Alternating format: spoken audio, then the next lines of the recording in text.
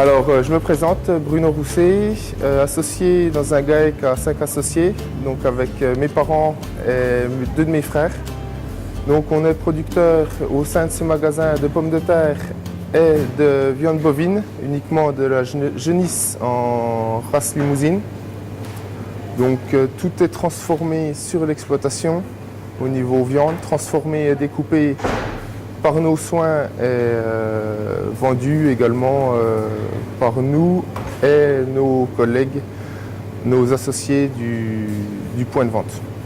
Alors au niveau du magasin, on est une trentaine de producteurs, 34 exactement. Donc sur ces 34 producteurs, nous sommes une dizaine d'exploitations à gérer le magasin au sein d'un GIE. Donc pour tout ce qui est gérance du magasin, permanence, à l'heure actuelle au niveau associé on est sur un taux de prélèvement à 10%, en apporteur plus à 20. 20 et voilà, ceux qui viennent une demi-journée en permanence. Et pour tout ce qui est apporteur qui met en dépôt-vente, on est sur du 30%. 30%, voilà, d'accord. On a voulu faire ce nouveau statut d'apporteur plus.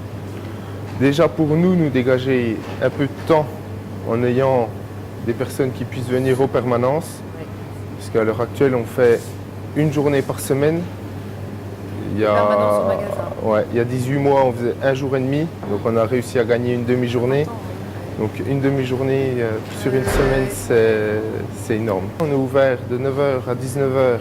Donc on ne ferme pas le midi. Parce qu'il y a quelques producteurs qui viennent de l'autre côté de Vesoul. Enfin voilà, une fois qu'on est là, puis les clients maintenant sont habitués à savoir qu'on est ouvert pendant le temps de midi, que c'est une période d'affluence qui est un peu plus faible. Donc les clients qui veulent être tranquilles peuvent venir à ce moment-là. Et donc on ferme le soir à 19h, mis à part le samedi où c'est 18h. Donc vis-à-vis des produits de chacun remplit son rayon en fonction de ses jours de livraison.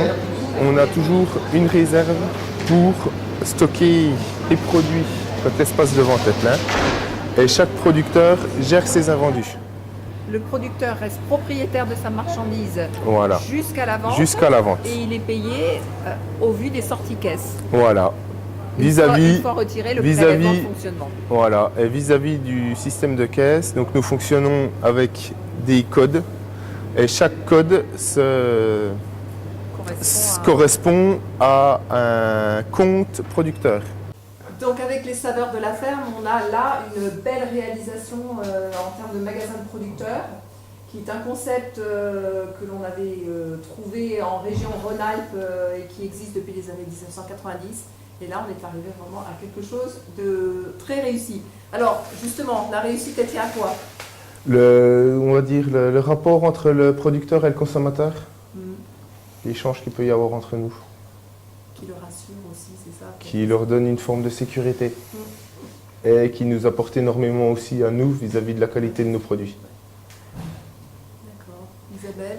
L'état d'esprit collectif entre nous, et c'est ce qui fait la force de ce magasin. Voilà, la bonne entente et l'état d'esprit collectif, de vendre ses produits les uns les autres. Oui. Voilà. Ouais. Yannick ? Moi, je pense que c'est aussi, on arrive à faire des produits de qualité. C'est la base. On essaie de faire des produits qu'on ne trouve pas ailleurs aussi. Pour se différencier aussi, je pense. Très bien. Ben, merci. Déjà 4 producteurs qui nous reçoivent, c'est formidable. Merci. Merci.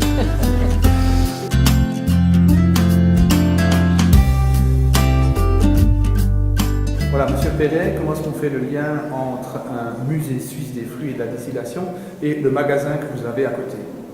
Alors typiquement, on est dans un centre d'interprétation. Un centre d'interprétation, le but étant de raconter une histoire aux visiteurs. Donc on a exploité le magasin, l'ancien magasin qui était plus une vente à la ferme améliorée pendant 15 ans. Et puis on s'est rendu compte qu'on touchait une clientèle régionale, locale, etc. Donc la réflexion elle a été menée à savoir comment on pouvait toucher une clientèle qui venait au-delà de notre petite région. Et puis on en est arrivé à la conclusion qu'il fallait amener une visite, il fallait amener de l'émotion, il fallait amener une visite pour que les gens soient susceptibles de faire peut-être 1 heure de route pour venir dans un point de vente il fallait leur raconter une histoire. Donc on est parti sur ce projet de musée, donc la mise en valeur de cette collection d'alambics, avec 2 espaces de musée, donc le hangar aux alambics et puis la grange aux fruits.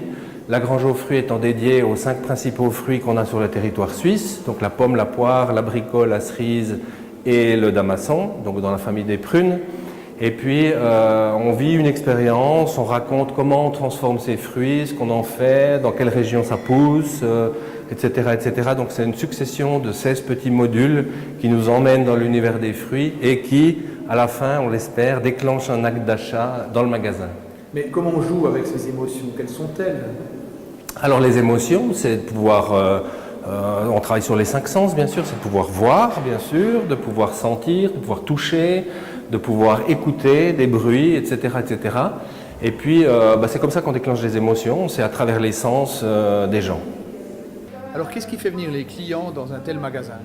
Alors déjà en premier lieu, vu qu'on est sur un site arboricole, le produit d'appel c'est les pommes.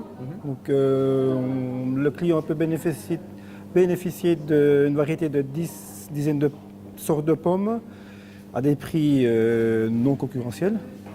Et ensuite, on met en valeur aussi les produits régionaux, la qualité des produits de nos producteurs régionaux. Et je pense qu'actuellement, les mentalités de la clientèle recherchent beaucoup ce genre de produits-là.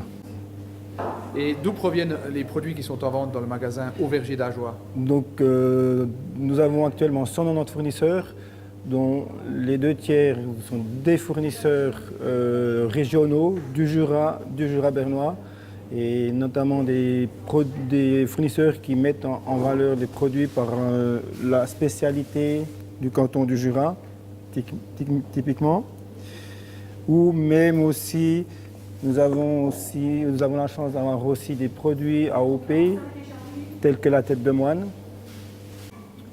Vous êtes aussi le musée suisse des fruits et de la distillation. Est-ce que ça vous amène des clients supplémentaires dans votre magasin? Tout à fait. Donc le but, c'est d'attirer de la clientèle venant de toute la Suisse, notamment la Suisse allemande, le Tessin, le sud-ouest de la Suisse. Donc nous avons déjà eu beaucoup de visites de clients venant de l'extérieur du canton du Jura. Et on compte beaucoup sur ces clients-là pour nous acheter des produits vraiment typiquement jurassiens. Le carreau des eaux de vie où nous nous trouvons, ça sert à quoi commercialement? Donc on a la chance ici d'être sur le site du musée suisse de la distillation. Donc le caveau est en lien avec le musée suisse et le but c'est de mettre en avant toutes les eaux de vie de Suisse. Déjà les eaux de vie qui ont été primées au concours suisse, soit Disti Suisse, soit Swiss Spirit Awards, voire même les World Spirit Awards. Donc c'est de mettre en valeur des eaux de vie de qualité. Donc le caveau est représentatif, doit être représentatif de toutes les régions de Suisse. Donc actuellement, on a 25 cantons qui sont référencés sur 26. Et c'est aussi de présenter aux clients la plus grande collection d'eau de vie et spiritueux de Suisse. Merci. Santé. Alors, en résumé, en quoi ce point de vente est innovant? Alors il est innovant dans le sens où vraiment on raconte une histoire à la personne qui débarque ici sur le site. C'est-à-dire qu'il va vivre des émotions. À travers son parcours de visite, il va vivre des émotions, il va comprendre un petit peu l'origine des fruits, il va comprendre aussi sur cette fameuse collection d'alambics l'origine de ces appareils, la politique de l'alcool en Suisse. Et puis surtout, on est dans un centre d'interprétation, donc il va suivre un parcours qui a pour but de générer des émotions et de déclencher un acte d'achat à la fin. Donc il faut savoir aussi que la boutique elle est thématisée. Donc il y a tout un travail qui a été fait dans le sens où on raconte une histoire aussi sur les produits qui sont vendus dans ce magasin. Par exemple, on vend les pommes sous un arbre artistique qui a été créé exprès pour cette boutique. Et puis la boutique fait partie intégrante de cette visite où on raconte aussi une histoire à travers cette boutique. Voilà. Ben, merci pour cette visite. Je trouve ce point de vente très réussi. Je vous souhaite plein succès. Il a notamment de larges heures d'ouverture jusqu'au samedi-dimanche par exemple.